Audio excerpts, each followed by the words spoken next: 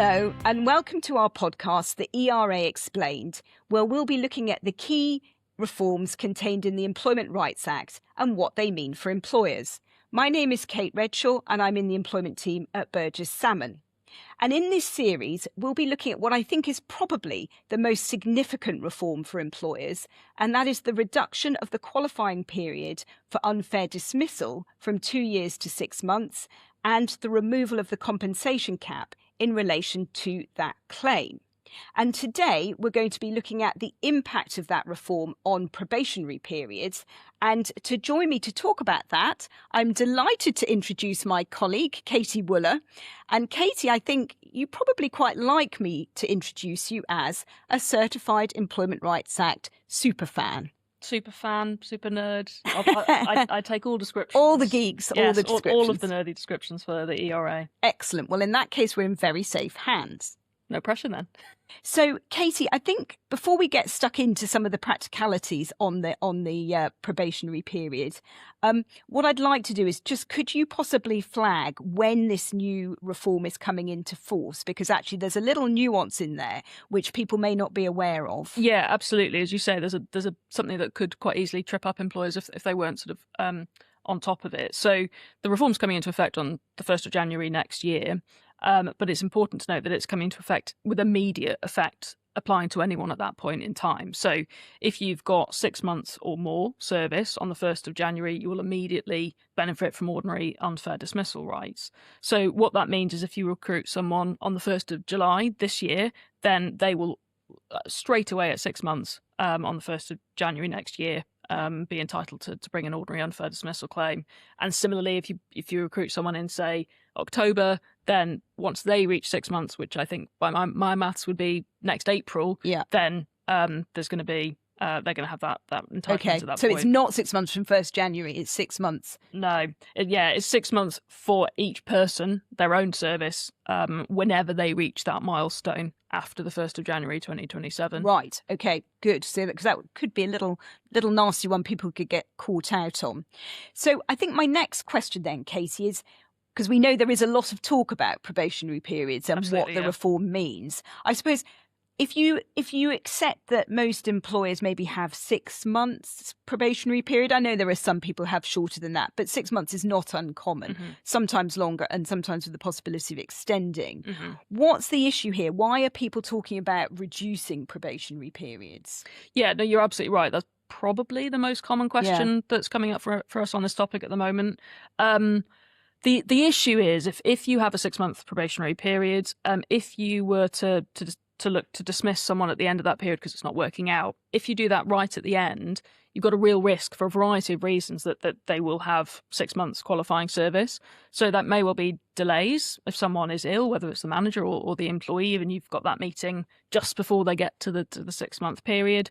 But it will also, I should mention there's a little quirk. So if you were to dismiss someone, say pay them in lieu of notice, again, right at the end of that sort of a bit more than 5.5 months, then you add on their statutory minimum notice to determine their qualifying service for the purposes of ordinary unfair dismissal. So that could tip someone over that 6 month period. So even if you've paid in lieu, they've got an entitlement, but they're only entitled to add on that 1 week statutory notice. If I had, say, 4 weeks notice in my contract, I can't add on the full 4 weeks. It's just that 1 week statutory notice. It's just the statutory notice, So I suppose the reason why people are talking about this then is because they want to, as you say, give themselves a bit of leeway. So you're not suddenly thinking, I'm going to hit that 6 month qualifying period tomorrow. Yeah, absolutely. And I guess the other reason that people are looking, or lots of employers are looking to shorten their probationary periods, is to build in time for extensions, because it's not uncommon for probationary period sort of processes to have the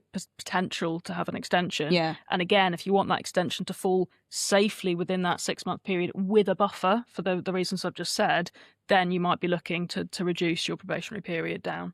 So I guess, Katie, I understand the rationale for lowering for reducing probationary periods. I guess the issue you then run across is that 3-4 months is not very long by anybody's standards to assess whether somebody is doing the job sufficiently well, not least because, some onboarding processes can take a month, some jobs are complex and so on.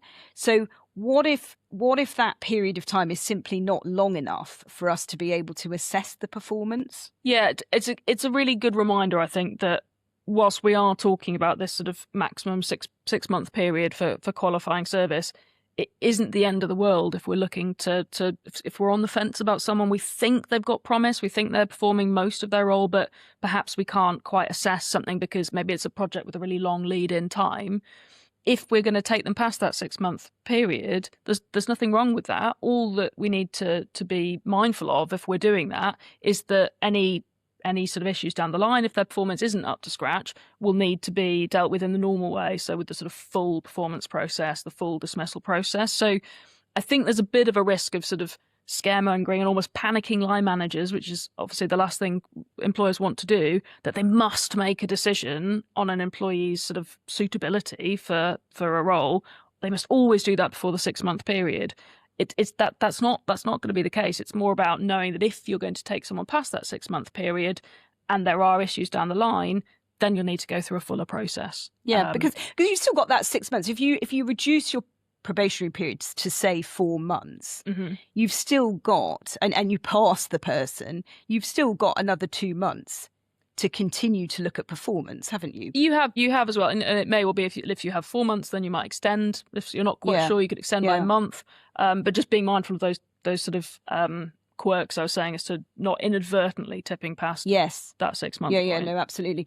And you've mentioned line managers a few times now. I fear, and we are, I think, going to be doing a separate podcast on this, but I fear actually this is going to be, there's going to be some serious heavy lifting for line managers on this, isn't there? Yeah, definitely. I mean, I think it's probably fair to say that in lots of cases at the moment, probationary periods are usually kind of almost for red flag sort of issues. So really significant underperformance or kind of major attitude sort of problems with an employee. But I think that's really going to have to change. And realistically, it's the line manager who is going to have the best knowledge of how someone's performing.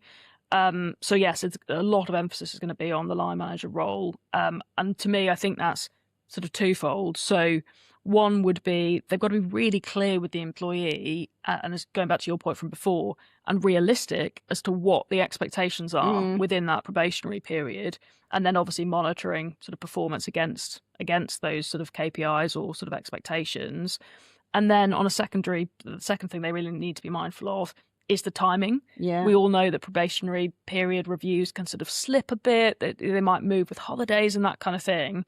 And I think that's probably a joint line manager and HR sort of responsibility, is to really put those reminders in diaries as to when the mid probationary period review needs to be, when the end of probationary period review needs to be, and just hammering home the importance of doing those on time. So that you're not in it. What you don't want is to inadvertently be having delays in the process. No, and you definitely want to know when that 6 month period is up. Yes, and absolutely. be having that discussion ahead of time just to check in as to whether the person is going to continue beyond that date. Yeah, and as I said, I think that's a bit of a dual HR and line managers working together to make sure they're on top of the timings and how the person's performing. Yeah. Lots of calendar appointments coming up, I feel. A lot of actually is music to your ears, Yeah. because we do love a calendar appointment. Now, that is all very helpful. There's a little issue I'd quite like to discuss with you, and that's around all of this applies to all employees. So it will also apply to senior leaders, management teams, and so on, who may not be so used to having even probationary periods, let alone kind of rigorous, checking in on whether they're doing what's expected of them. And of course, we've also, which I mentioned right at the start, we've also got the removal of the compensation cap for unfair dismissal, which ups the ante if you're dismissing a senior or expensive hire after that 6 month period. And we're going to be talking about that in another episode. But Katie, in terms of sort of the probationary period point, what are your thoughts on how that applies to senior leadership teams? Yeah, as you say, that I think is possibly where there's going to be the biggest sort of sea change, because, as you say, the stakes are really going to be so much higher once someone in a senior or a highly paid role gets past that 6-month period and qualifies for unfair dismissal. As you say, we'll talk about all the nuances of that and how that fits into sort of equity entitlements and that kind of thing. But it does mean that there's a little bit more emphasis, or there could be a bit more emphasis. It's going to be a commercial decision as to whether the business wants to sort of put that in place, but on making sure someone is the right fit in that initial period before they qualify for that. So that comes with all sorts of practical difficulties of what. Obviously, one of the things is in that kind of role, often you're looking at quite a long period of time within which you might be brought in to sort of turn around the prospects of a business or an arm of the business, and you can't do that often within 6 months. So how are you going to assess how someone's doing in that period of time? What are the performance expectations? And also, I guess, who is going to be doing the assessing? Absolutely, if you've got a chief exec, who is going to be sitting there going, so it's your mid-seat review. Yeah, and as you say, the execs are often not used to that level of sort of day-to-day scrutiny. So I think it's going to be a real change. Yeah. I mean, I suppose ultimately, as you said, earlier on, it's a commercial decision, isn't it? It's being aware that there is a risk there. Yeah. That if you go over the 6 months and it doesn't work out, the financial stakes potentially are quite high. And so it's then a sort of decision to be taken at a strategic level as to how on it, if you like, you want to be in terms of reviewing performance within that 6 month period. I've no doubt personalities will come into it, what the person's been brought in to do, and so on. And different organisations will have different approaches. Yeah, absolutely. And you pick up on a really important point there around sort of the strategy of it. As you say, the value of an ordinary unfair dismissal claim for a senior person is going to go up, but also I think that might lead to perhaps more protracted sort of exit negotiations. So the other thing businesses might want to look at is having a think about their sort of settlement sort of strategy and approach. I know we'll probably come on to that in a lot more depth when we look at sort of the removal of the cap and the impact on sort of senior and high paid roles. But that's another thing I'd be looking at sort of sooner rather than later. Yeah. At least giving some thought to it. Absolutely, yeah. Now, Katie, you like calendar appointments. I think the other thing you also like is documentation. Absolutely. Which brings me neatly on to your contracts of employment, because, probationary periods need to be included in your Section 1 statement. So in your contract of employment. So what sort of changes might people need to be thinking about in terms of their template contracts? Yeah, no, you're absolutely right. You need to state whether there is a probationary period in your contract and how long it is. So if you're making any change to it, obviously that will need to be made in the contract. Perhaps more significantly, it's not uncommon for there to be various things that are linked to passing of the probationary period. So that might be a shorter period of notice. So say 1 week's notice during that during probation and then longer after that, or it might be benefits, so private medical, that kind of thing. There isn't a requirement for those two to dovetail. There's going to be a sort of commercial call to be made as to whether you just have a straightforward qualifying period of time for those benefits and for that notice, or whether you do want to still link it to passing of the probation. So either way, you'll need to have a look at your contract of employment and sort of check that it lines up with what you want to offer. Yeah. But as I say, they don't have to dovetail. No, which is an important point, but you do need to be, again, on it with your sort of, dare I say, your calendar, to make sure that if they don't dovetail, that the right things are kicking in at the right time. Absolutely. And obviously on some things like certain benefits, you'd obviously need to check things like your schemes. Yeah, good point. And your insurance, just to check that, again, that will need to dovetail. Yes. Right. Well, I think that brings us to the end of this podcast. What I'd like to just sort of wrap up with, I think, Katie, is just the key takeaways for employers. So what I have gleaned from this is review my probationary period to see if I need to reduce it. Train my line managers so that they know the importance actually of this reduction in the qualifying period and what that means on the ground. Yeah. consider my senior leadership and management strategy? Do I want to start to sort of review more closely during those, well, not just during the first few months of employment, but particularly during the first few months of employment? And finally, to review contracts of employment to see what changes I might need to make to those. Yeah, absolutely. Is that it? Yep. Right, excellent. Okay, so that brings us to the end of today's podcast. Thank you so much for joining us, and do watch out for more episodes. Thank you. Thank you.